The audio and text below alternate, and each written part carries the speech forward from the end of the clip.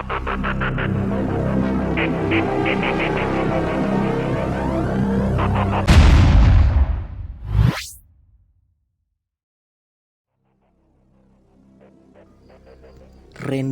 informasi.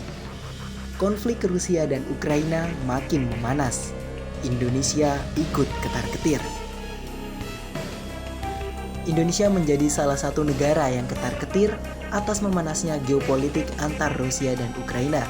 Konflik itu ditakutkan bisa menjadi perang dunia ketiga yang akan menimbulkan dampak kepada harga-harga komoditas termasuk harga minyak mentah dunia. Harga minyak mentah Brent pada Selasa 1 Februari lalu ditutup pada level 91,21 per barel, sementara harga minyak mentah West Texas Intermediate Amerika Serikat mencapai 88,15 per barel. Kedua harga itu tercatat menjadi level tertinggi sejak Oktober tahun 2014 silam. Dewan Energi Nasional dan juga pemerintah ikut memantau situasi geopolitik antar Rusia dan Ukraina tersebut.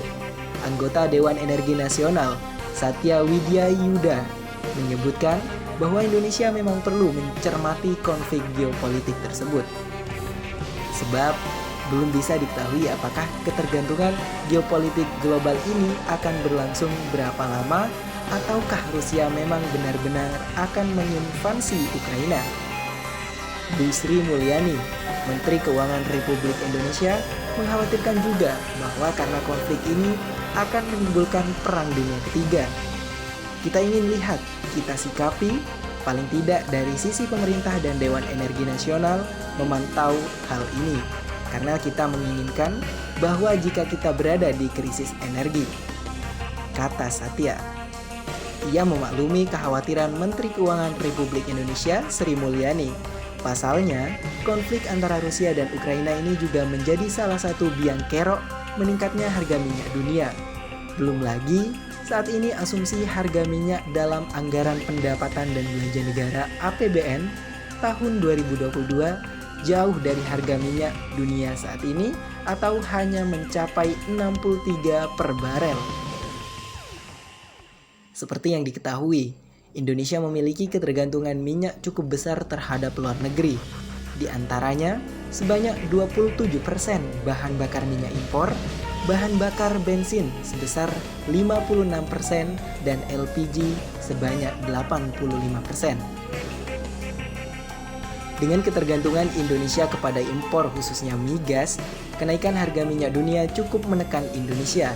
Ini berarti penerimaan negara akan berkurang dengan adanya defisit tersebut, yang tentunya akan memberikan dampak terhadap faktor belanja negara. Sehingga itu mempengaruhi faktor belanja karena perubahan satu asumsi makro itu berubah. Misalnya kemarin, 63 per barel, lantas itu naik misalkan ternyata sampai 80, walau sekarang di angka 91, tapi kita tidak tahu emergensinya di dalam 2022 jelas, Satya. Jangankan kenaikan yang tinggi, kata Satya, peningkatan harga minyak yang hanya $1 per barel saja dapat menimbulkan defisit triliunan rupiah kepada Indonesia. Sehingga kalau misalkan melesat sampai $10, itu berdampak pada defisit terhadap anggaran kita cukup besar. Lanjut Satya. Maklum, kata Satya, harga minyak dunia terjadi day by day, namun tak harus menjadi perhatian oleh pemerintah. Sehingga atas terjadinya masalah geopolitik Ukraina dan Rusia dan sulitnya dunia mencari cadangan migas baru bisa memberikan posisi terhadap Indonesia atas minyak dunia ini. Dalam rangka mempertahankan produksi kita, misalkan kita melakukan pemangkasan perizinan, peraturan yang menghambat investasi itu juga perlu dilakukan supaya investasi di sektor migas ini tetap atraktif, sehingga bisa memenuhi atau paling tidak mengurangi daripada impor migas kita, ungkap Satya. Jadi ini memang perlu kita cermati dengan baik, supaya apa yang terjadi, ketergantungan geopolitik dunia paling tidak berdampak ke domestik, papar Satya. Meski demikian, Satya mengaku hal itu tidak mudah untuk dilakukan. Pasalnya, harga minyak ditentukan oleh pergerakan pasar, sehingga Indonesia hanya menerima dampak dari pergerakan tersebut.